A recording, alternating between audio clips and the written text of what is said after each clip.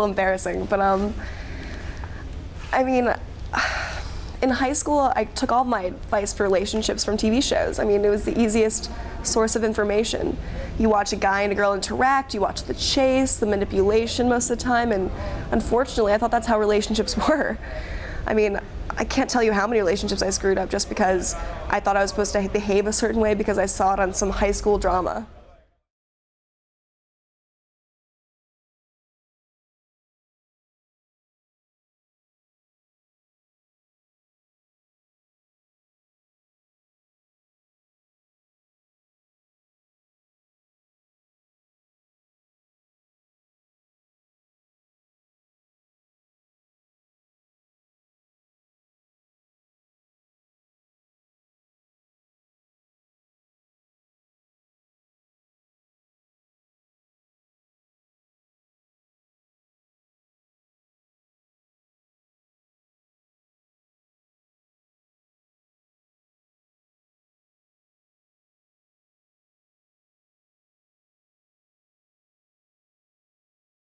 Today, teenagers are bombarded with images, advertisements, music, and television shows that are all targeted for their viewing.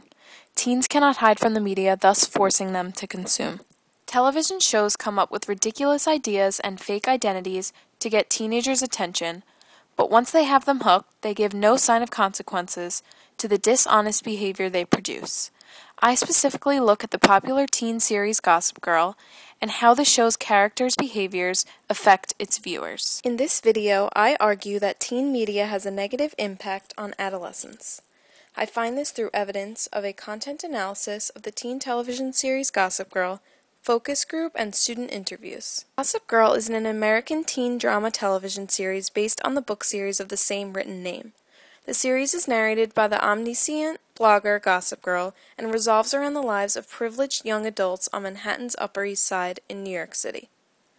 Through content analysis, I determined that Gossip Girl puts forth persuasive, powerful ideals that leave viewers susceptible to impressions and emulation.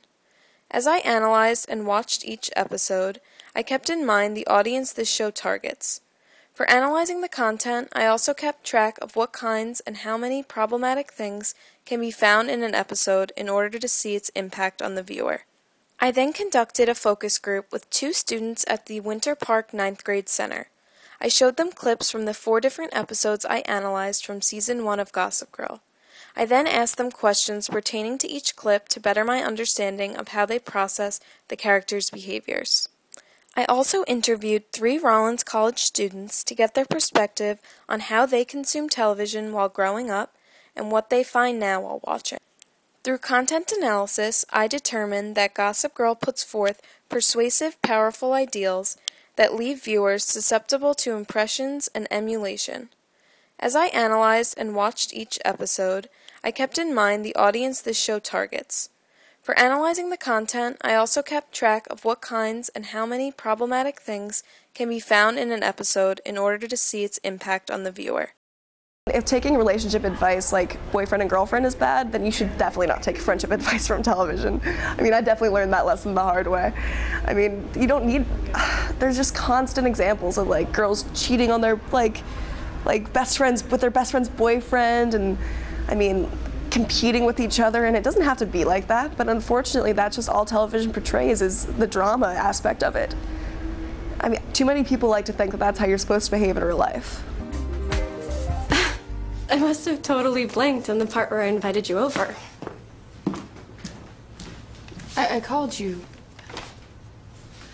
Blair, it's Sunday morning. Coffee, croissants, breakfast at Tiffany's. It's our tradition. I have new traditions now. Well, they're not traditions if they're new.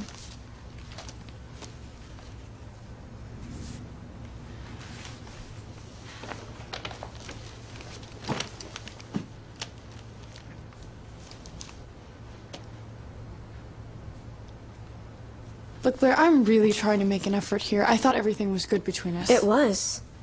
Before I found out you had sex with my boyfriend.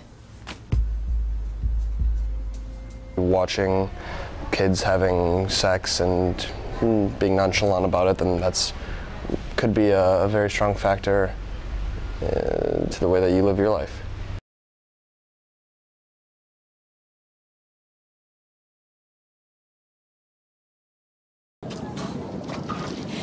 Welcome again to the Constance Miller St. Jude's Ivy Week Mixer.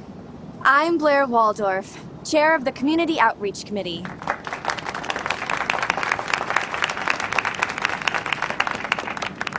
Every year, our schools choose to support one local institution that we feel benefits our community. This year, our schools have chosen to honor the Ostroff Center.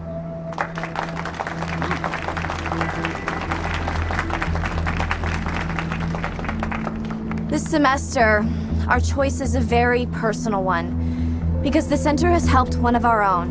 What is going on here? It's because of their excellent program, which aids so many young addicts and alcoholics, that a student here with us today is clean and sober. At least for now. Can I please have Serena Vanderwoodson join me on stage? Spotted at the Ivy Week Mixer, S&B's last stand. And only one gets out alive. Better take cover. That would be like a good way to react to something or to take revenge out on somebody, but it's not. People watching this, like, I think it's a little exaggerated, but I think people in a way do out their best friends for their benefit. Shared in the study that their source of sexuality information about sex is from entertainment media. It's no longer from their parents, from their peers. It's now directly from all the entertainment that they're exposed to. Girls are seeing as much as 75 hours of media. They're consuming that much media a week, and the messages that they're learning now is primarily from entertainment media about sexuality and what is acceptable sexual behavior. That doesn't show realistic consequences, because I can't give you any examples off the top of my head, but like whenever someone does something, like in the old 90s sitcoms, the kid would steal something and he'd have a talk with his parents, and then that'd be the end of the show and they learn their lesson. But in reality, if you steal something, that will probably be on your record for the rest of your life. And that, you know, gives kids a false sense of security.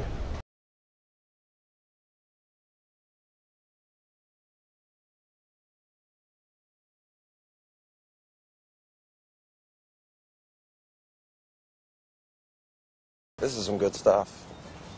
Yeah, I'm gonna need it. Blair's mom's at the country house. Yeah? Well, then maybe I should swipe some of my dad's Viagra. Or my mom's Paxil. Nathaniel, you're finally about to have sex with your girlfriend. It's like you're headed to your execution. No, man, I'm good. Talk to Chuck, buddy. You and Blair have been dating forever. All of a sudden, there's a problem. There's no problem.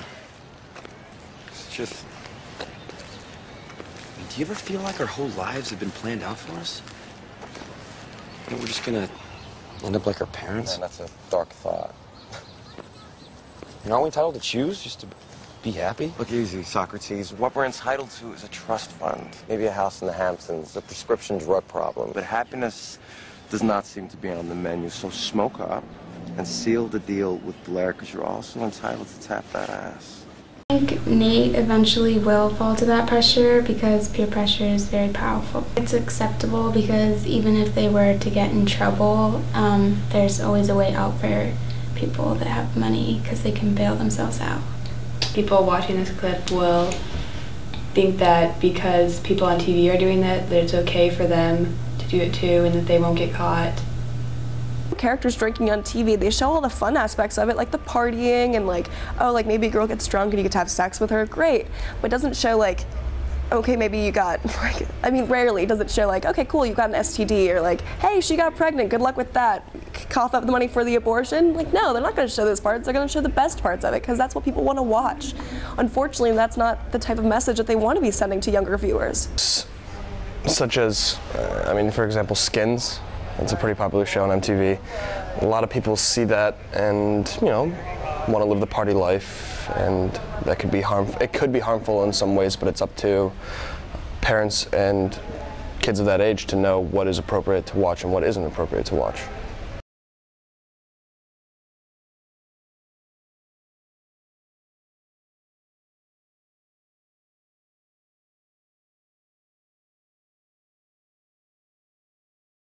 Blair, it's beautiful.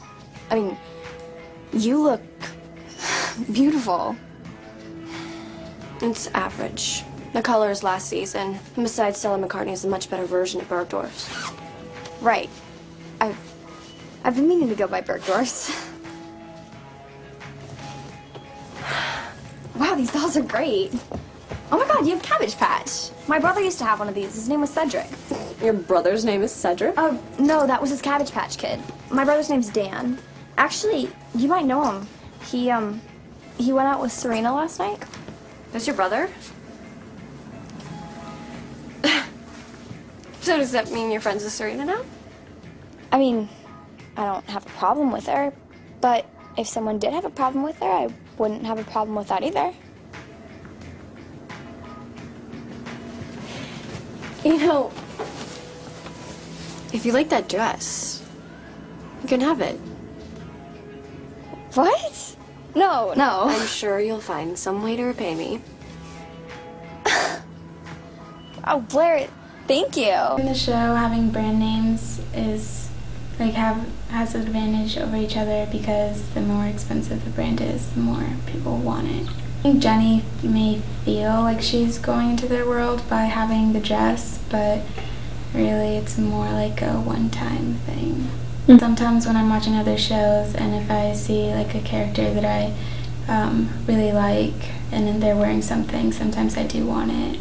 That like Blair has the like more expensive clothes and she can like kind of like mock Jenny with it because she knows Jenny like is really materialistic and would want that kind of thing, so she can like use that to get her to maybe do something that she wants or to like use it in that way. I think that if a brand is like in a show or an episode, that people it's like really good exposure for the brand, and then people want to buy that because they want to like be like the character, like act like them, because you realize that someone famous has it and that might almost make you famous. The average kid watches TV, he'll see some show, and he'll see people acting a certain way on a show, and he'll think that's how everyone like that acts. Like on The Big Bang Theory, everyone there is a nerd, so they'll think that every nerd is just the total absolute geek, when they don't realize there are shades of gray sometimes. Yeah. And do you think that's our... Parent Television Council states that Gossip Girl conveys a message that sex is a tool used to manipulate people. Real consequences are non-existent in this fantasy world, and the characters play musical chairs with their sexual partners, but suffer no physical or psychological ramifications. Though graphic, simulated sex scenes are only sprinkled throughout the season, there are plenty of provocative kissing scenes, erotic situations, and skimpy clothing. Drugs and alcohol are omnipresent on the show, though none of the characters are legally old enough to drink. If I were to give advice to a younger self, the best advice I could give would be to take everything you watch on TV with a grain of salt. You know, I mean, it shows half the story. I mean, yeah, there are going to be great parties, and there are going to be drugs and alcohol and sex all around you, but that doesn't mean you need to partake, and that doesn't mean that there aren't going to be consequences from, you know, joining in those actions.